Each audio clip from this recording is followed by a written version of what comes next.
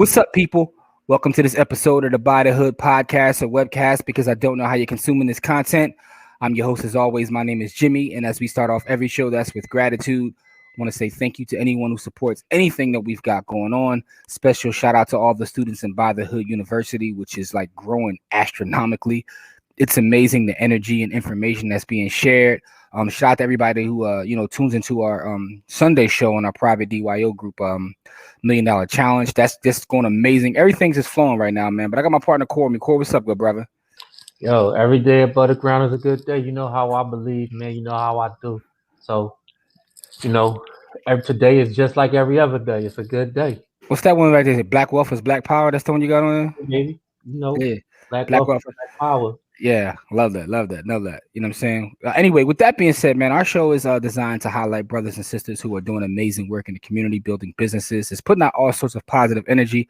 Today we have a very special guest, and I know I say all of our guests are special, but this is very special, man. This is my sister right here, man. We've done work in the past with another entity that I owned. We did some work in the past, but now she's out here doing amazing things within the real estate space, but not traditional, with container homes. So I definitely want to bring her on to talk about what she's got going on. Got my sister Mojo in the building. Mojo, what's up? Hey, what's up? What's up? How y'all doing? Oh man, Man, listen, great to have you, mom says man. it all. Happy Great to to have have you. you. I'm honored to be on By the Hood. Y'all know I'll be listening, I'll be watching. I'm like, when y'all called me, I was like, what? Me? Man, Okay. you already know how we do, Mojo. You know you family already. So that's why, like, when I saw everything you're doing, that's why I was like, look, I gotta post this because you out here killing it. Yeah, I mean, I'm just doing my little bit. You know what I mean? When you oh, I got sound feedback. Is that me? It's cool. Go ahead. Um, when you posted the meme on your page, I was just like, oh my God, like I made it. It was just like realistically, I just created the meme about myself. Like I just want to tell people who I am and what I do. Hmm. And then when you reposted it, I was like, oh snap! All of a sudden, my notifications was like, bing, bing, bing, bing. I was like, what's going on? Oh, that's what's up, man. And shout out to Yeah, everybody who supports us, man, because our IG supporters are crazy. They definitely show us love. So we appreciate that and appreciate it. Y'all looking out for Mojo. But listen, let's start with this though, because definitely want to talk about what you got going on in the container home space. Because to me, that's very interesting. I see it's growing. But let's talk about your yeah. background. Where are you from? Where are you originally from? I'm from the BX all day, all day. I'm from the BX, and I live in Atlanta now. You know, Atlanta is like Wakanda. It's black entrepreneurship out here, crazy black Hollywood, black everything. So, um, I moved down here and I got into this. Well, you know, I'm in a tech space. Yeah, So yeah. I used to do. I'm a technical trainer, so training people to fix computers and build computers and all that. And then I turned that into like my own training company. And then I joined the entrepreneur group. We get on the phone in the morning every day at 8 o'clock in the morning. Um, and we had like a live in person one day, and he was like, what's your motive? Like, what's your motivation, Mojo? What you trying to do? And I was like, I'm just trying to teach little girls in the hood, technology and this and this and that. And he was like, no, you need to get focused. You need to like, if you gonna say you want to make sure, you got schools for all the black kids in the hood or whatever, you gotta focus on what you want to do. And that just made me think about how I could combine technology and upcoming, things that's growing. And I was a treehouse person. Okay. I go to tree houses and stay in a different tree house every birthday. Hmm. And one time I saw a picture of a tree house made from shipping containers. And I was like, how y'all get the container up in the air with the. And then I just start researching and seeing what I could find out about shipping containers, and it just grew into an interest. Every job, every business that I started, always came from me just researching, Hmm. self-taught, just like technology. So I call myself the information station and motivation for the self-taught entrepreneur, right? Because I dropped Yeah. out of high school. I had a baby at 13. So I dropped out of high school. The furthest I went was like ninth grade, but I have sheer raw intelligence. I know this about myself. Mm-hmm. You know what I mean? So everything that I've ever done has been self-taught. You read a book, you pick up a book, you read, and now with YouTube and Google, you can teach yourself just about everything. And that's what happened with the containers. I started researching, Well, and let's then talk I about this though. Like in your past, how tough was that as an experience, like becoming a mother so young? Like has that changed or affected your life? it it it's a gift and a curse, right? Because my daughter and I grew up together just about. Like Mm-hmm. if you meet my daughter, she's so 90s hip hop and R&B, right? Because we only like 13, 14 years apart. You know what I mean? So she grew up listening to what I listen to. And people look at her like, how are you in the same music vein? Because she's a singer. And they like, how are you in the same music vein as your moms? And it's because we grew up so close. But it was also a challenge. Like I grew up with a Jehovah Witness grandmother. So Oh. you know, she was like, whoa. First of all, you disassociated, so we ain't messing with you no more.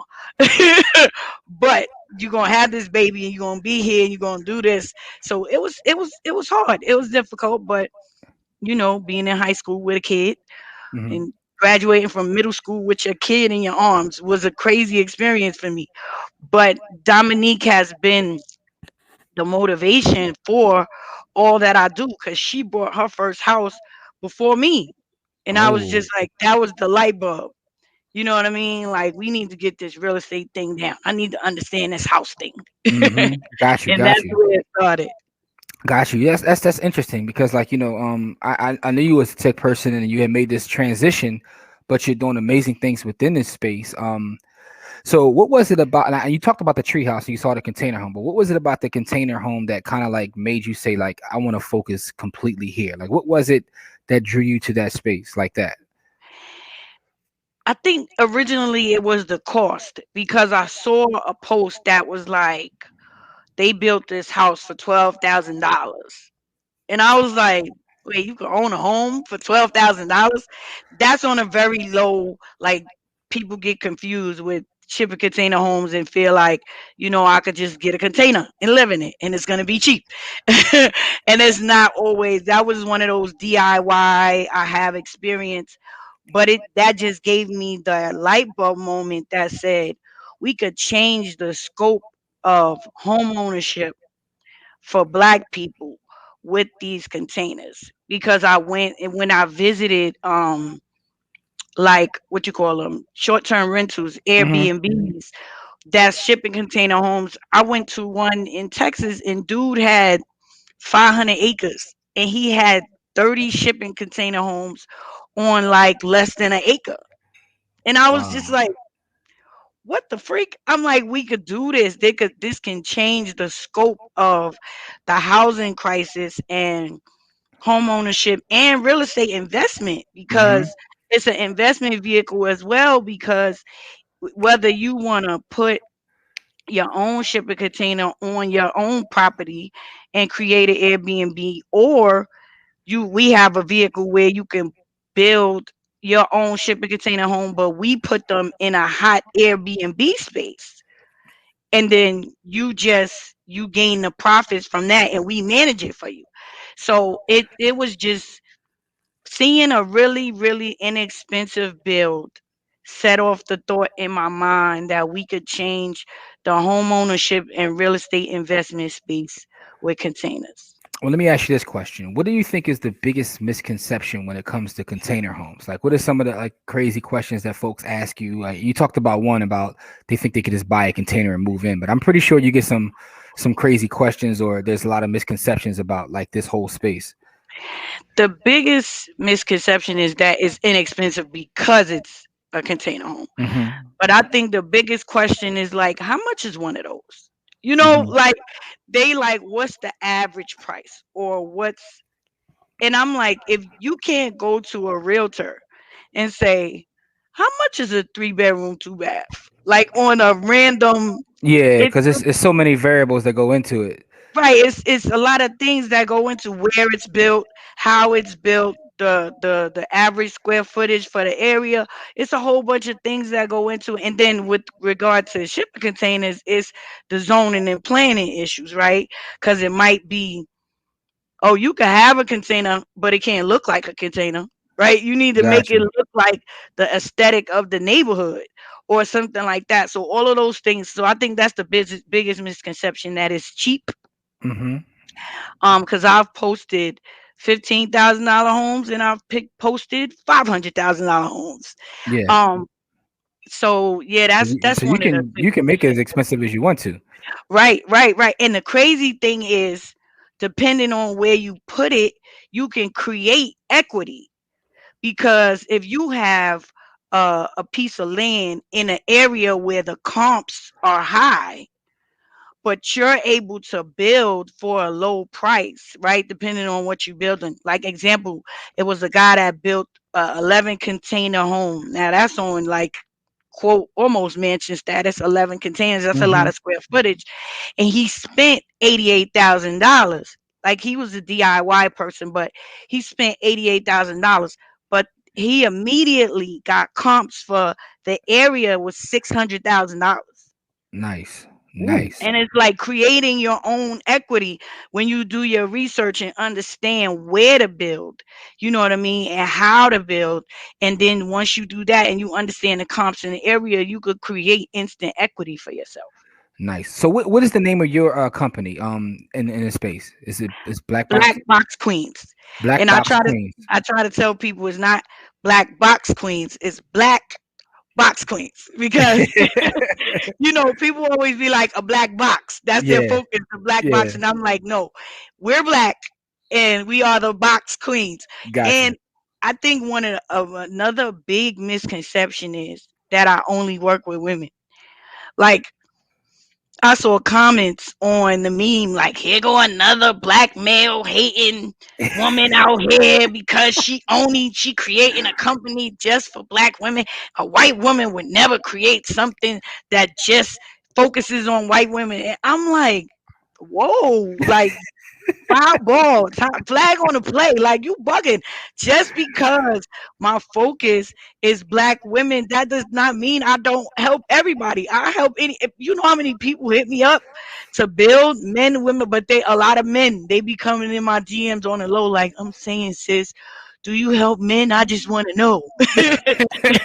That be their voice, even though I can't hear it. That be the voice, And I just gotta let people know, like I build with and for everybody, but I'm a black woman, and I know the struggle of black women with home ownership and real estate. Yeah, So they're my target audience, right? understood. But I help anybody. Understood. So let me ask you this question.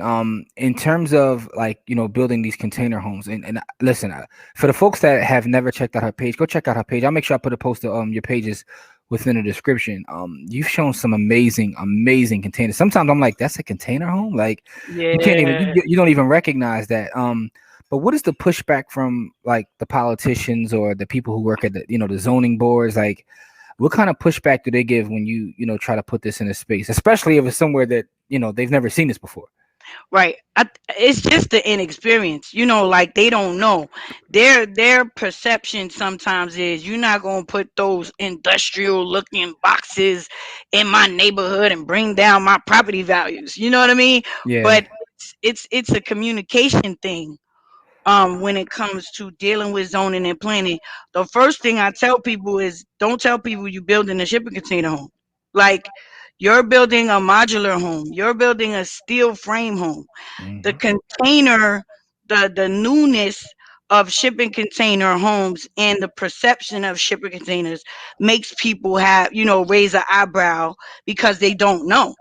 But the reality is the container is just the frame of the house. It's just like any other build. The container Mhm. is just used as the frame of the house. And the containers that we use, the ISBUs, are intended for building.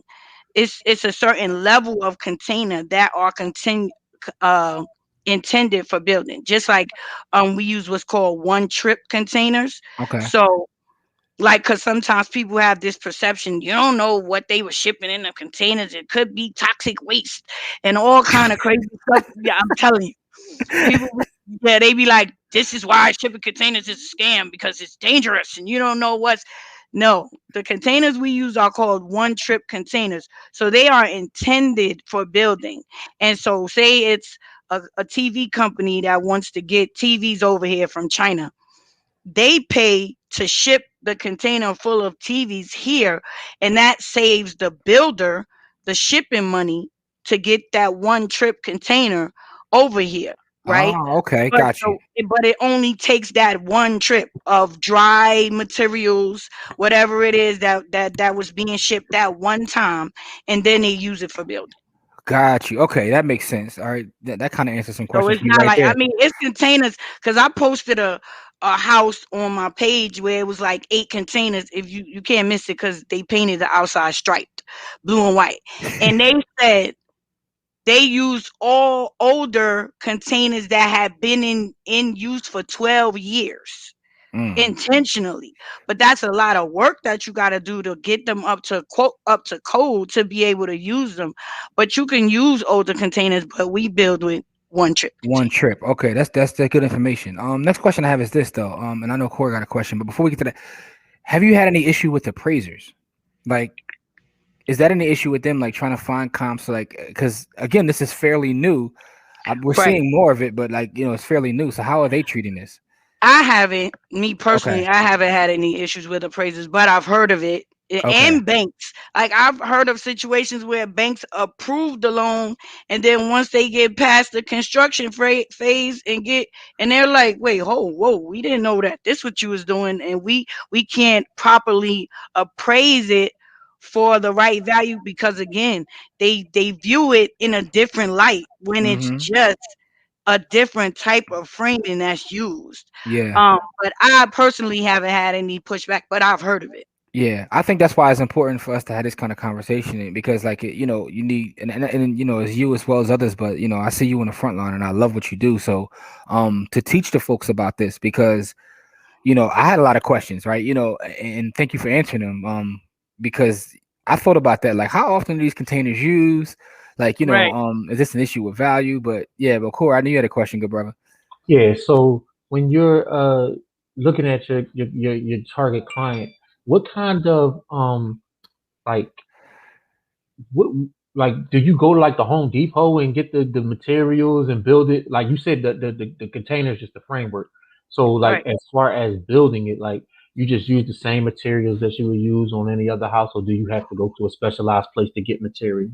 Well, most people who build shipping container homes, they frame it and do the installation and the what you call it, sheetrock, just like anybody else, just like any other home. You Mhm. gotta you The only difference with container homes is you have to, if you make cuts, right? If you cut a window or cut a door, that's cutting into the integrity of the steel.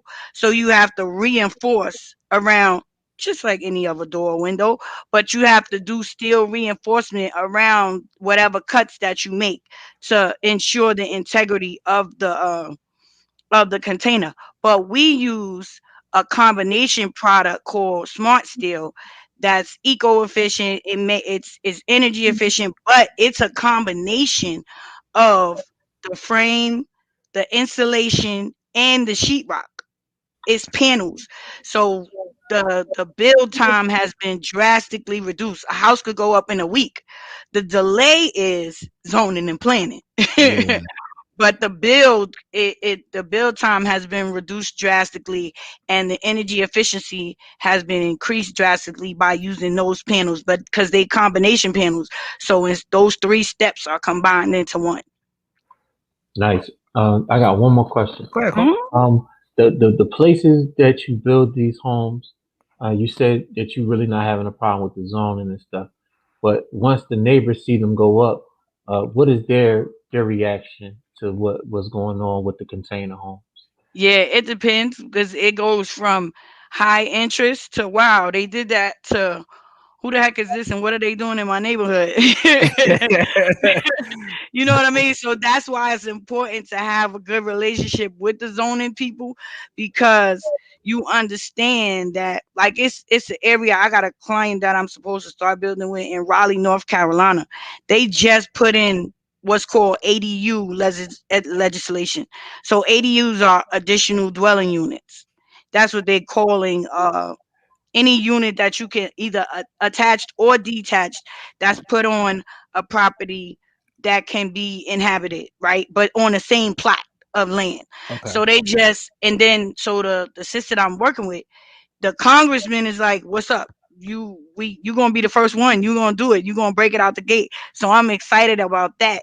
But like I said, it's just about dealing with zoning and planning and understand. You might have to cover your shipping container with the same siding and put the same kind of roof on it to look just like your house. Like it could look like, you know how like your shed, sometimes they want your shed to look a certain way because they Mm-hmm. don't want it to look like a raggedy box on the property. It's the same thing with the container. So it all depends on where you are. And it varies from, because me and you, Jimmy, we talked about Philly, you Yeah, know, yeah, a lot of times prior, because, I got to get to Philly. That's one of my favorite places. Um, but it's all in the individual municipalities because it's yeah. container homes in Pennsylvania, but not necessarily in the city of Philly yet. True. But I'm working on it. I'm working on it. We gonna do something. But listen, let me ask you this though. So with your company, you can work with people anywhere. Like you can, if someone wants to do a project, you can, all right, that's good to know. That's good to know. Let me ask you this, right? So you had this journey. You talked about having a child when you were younger and dropping out of school because of that. Mhm. You talk about building yourself up in terms of working in tech and building your own companies.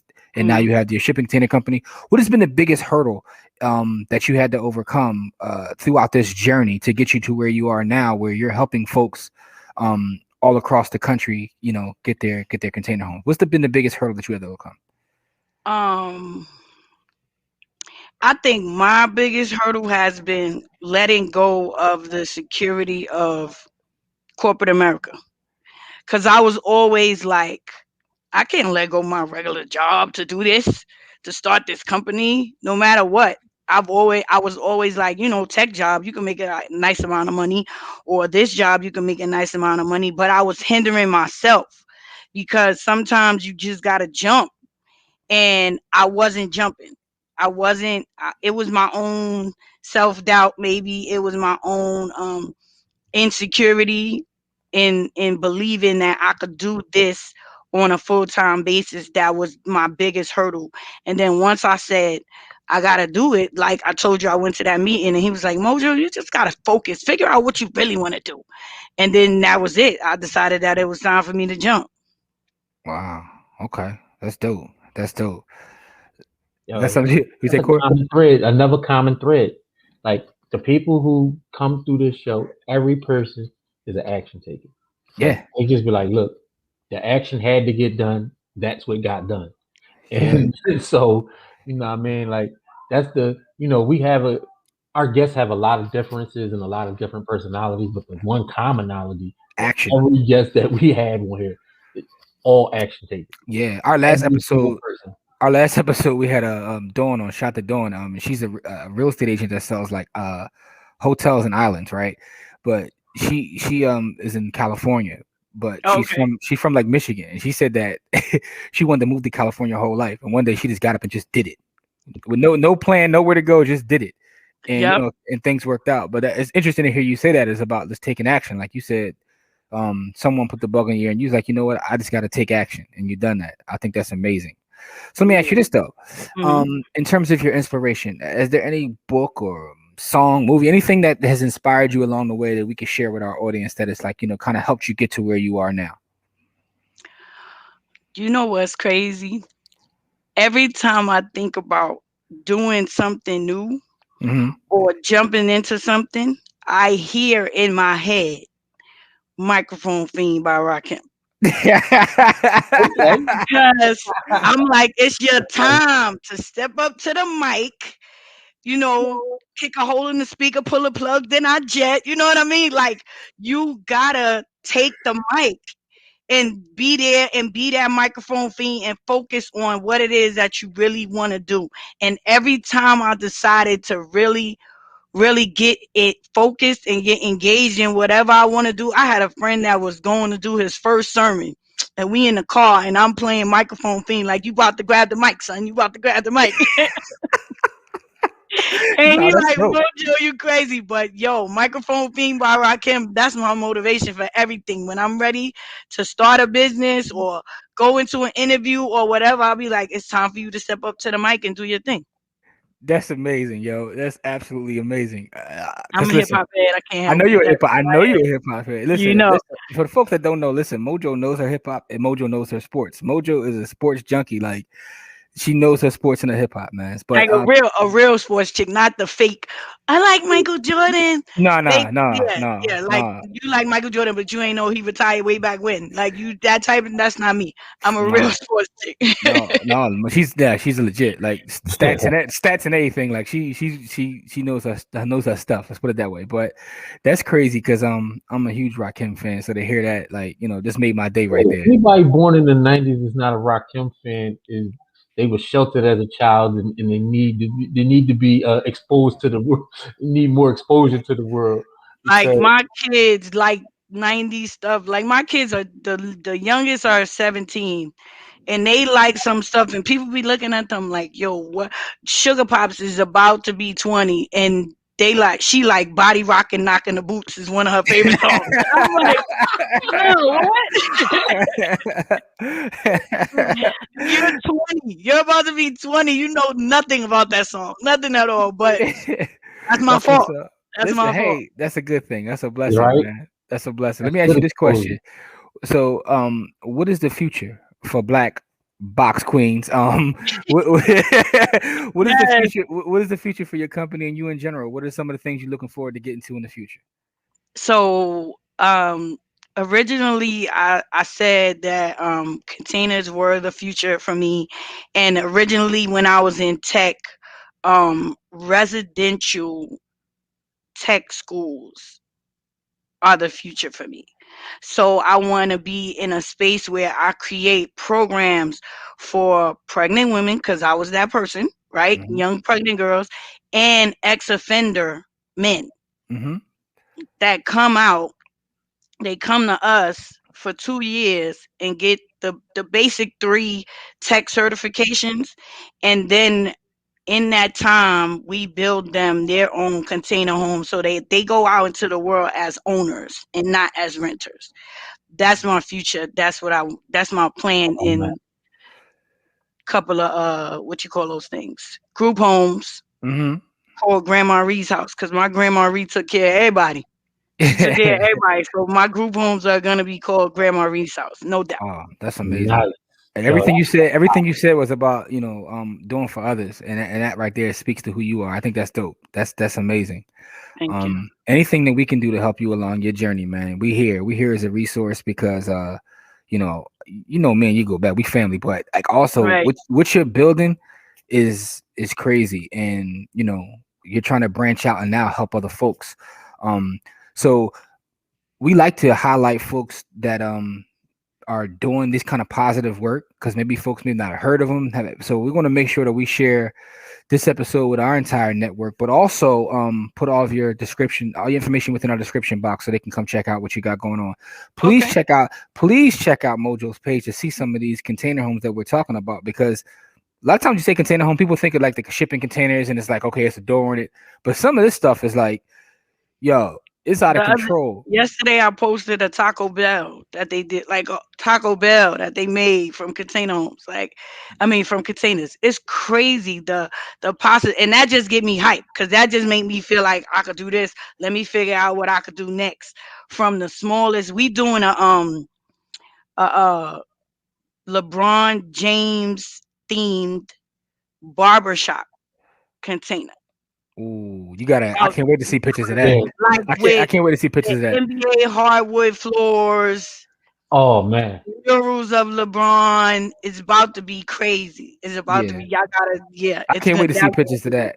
But some yeah. of this stuff is like so luxurious, and I'm like, that's really a container. Like you can't tell, like So my perception, and then when as you start to share more and more of the work you were doing and some of the other stuff within the industry, and I'm sitting there looking at it like, I'm always on your page, like, yo, this is fire, like, Yeah, like it's I posted a house and I was like, it's on realtor.com for $510,000. And this lady was like, for some repurposed containers? And I'm like, you don't get it. Yeah, Clearly, yeah, you can look at the house and see that it's way more than just, it's not get the container from the shipyard and just move into it. Like, it's a Yeah. whole lot that goes into it.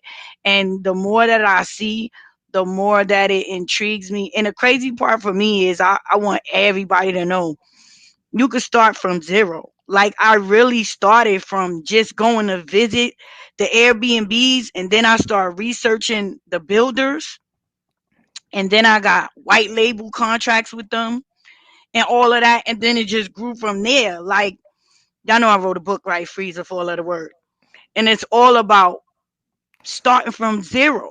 You mm-hmm. could start and build this generational wealth from scratch, from zero. Ain't no excuses. And so I just need people to know that, like, whatever you want So to do. tell us a little bit about your book, Free as a Four Letter Word. Tell us about the book. So free as a four letter word is about financial literacy, because you can't buy a house if your credit ain't together. Um, and the focus is the rich mojo life, what I call the rich mojo life. And rich, mojo, and life are all acronyms. Rich is what I believe to be the four legs that everybody's financial situation should be standing on: real estate, investments and insurance, credit, and a home-based business. Because you got to be able to write off your life. That's a whole nother thing. Your mojo is making our jobs optional. I ain't say obsolete, but optional, right? We need multiple streams of income, because you never know when somebody will pull the rug up from under you with a regular 9 to 5. And life is legacies involve fearless entrepreneurs. We got to get it. We got to be fearless. We got to get it. And so free is a four letter word. 7 steps to attaining financial freedom for free. It's all about that rich mojo life and how you could start building generational wealth from $0 and 0 cents. Because that's Oh, my favorite price. so where so where can the folks get your book? Free is a four letter word.com. There you go. I Oh like man. that, and I like the Mojo acronym to make jobs optional, right? Because Making our jobs I'm optional. not one of Yeah. them anti-job folks. I know there's a lot of anti-job folks because my thing is it's all about lifestyle design. So you got to do what works for you, and because some folks use their job as their number one investor, right? Yo, To, your to job is interest free financing for your dreams. No doubt. ooh, talk to them. So Yeah. I like the optional part though, because one of the things I like to say is that when you build something on the side and it gets to be a certain point, then you might not even hate your job as much as you think you hate your job. Because when you go there and it's optional, it's like you smiling, Right. you laughing. Right. Like if somebody piss you off, I could walk off anyway. Like you know what Right. I mean? That's Like how I used to tell people, like, you got to be at your job with the boss mindset. Like, I'm the boss of this over here. So this right here is optional, is funding what I'm doing, is making it less stressful for me. But your mindset is different when you walking into your job as the boss, your own boss in your mind.